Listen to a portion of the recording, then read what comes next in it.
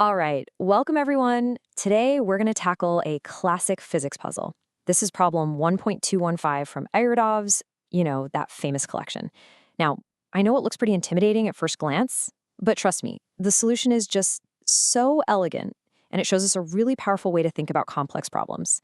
So, let's just dive right in. Okay, so I want you to imagine something.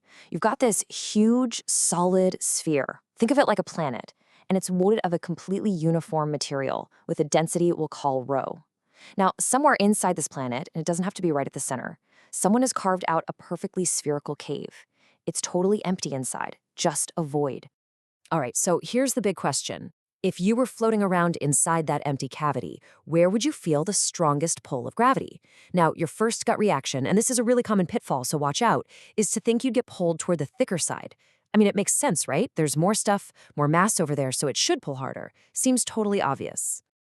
But this is one of those moments where physics just loves to throw us a curveball.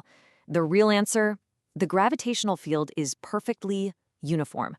The pull is exactly the same in both strength and direction, no matter where you are inside that empty space. So how on earth is that possible? Well, let's break it down. Now, to crack this puzzle, you don't need any crazy advanced physics. No quantum mechanics, no relativity. We just need two fundamental tools that you've probably already got in your physics toolkit. Let's do a quick review.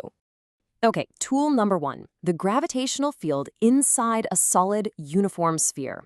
A key point here is that it's not constant. It's actually zero right at the very center, and it grows in a straight line, linearly, as you move out towards the surface. The most important thing to see in this formula is that the field, the vector g, is directly proportional to the position vector r. You know, the one pointing from the center. Remember that linear relationship. It's absolutely crucial for what's coming next. And our second tool? This one's a real beauty. It's the principle of superposition. Such a powerful idea.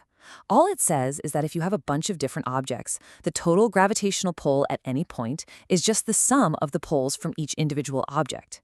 You can treat them all separately, calculate their fields, and then just add the vectors together. Simple as that.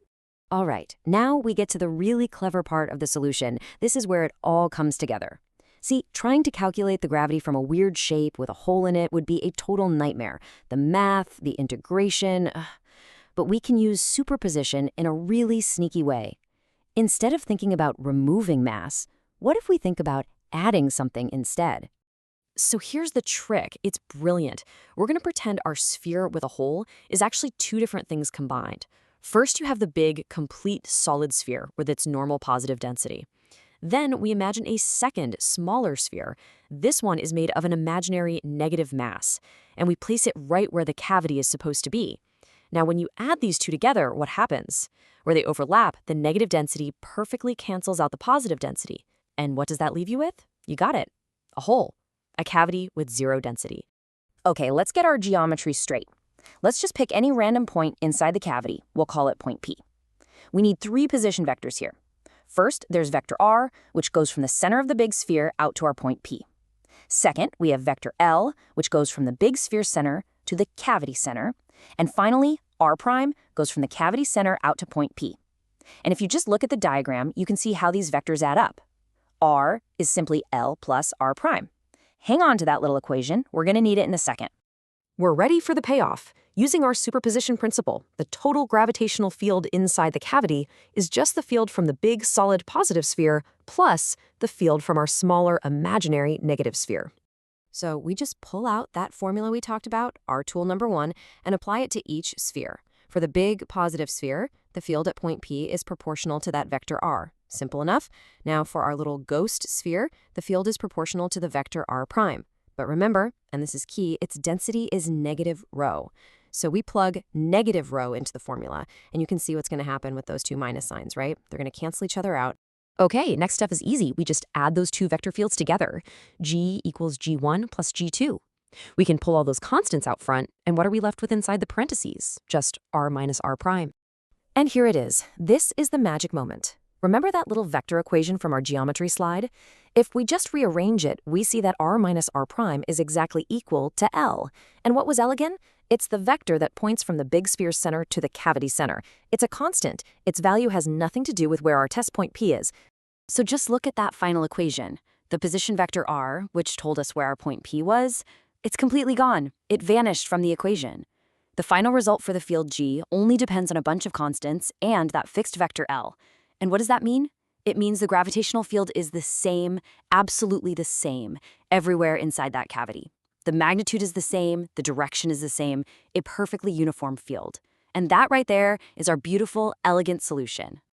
Now, this whole negative mass idea, it's more than just a cool trick for this one problem. It's a really fundamental way of thinking, a problem-solving strategy that you can use all over the place in physics. So here's the big takeaway, your new superpower.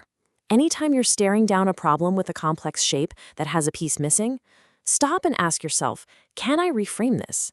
Can I see it as a simple, whole object plus a negative version of the missing part? This works for gravity, it works for electricity and magnetism, basically anywhere that superposition applies. It's a game changer that can turn a really hard problem into a pretty simple one. You know, this is just a great example of a much bigger idea in problem solving in general. It really makes you wonder, doesn't it? What other impossible problems out there, maybe even outside of physics, could suddenly become simple if we just found the right way to break them down into a sum of their parts?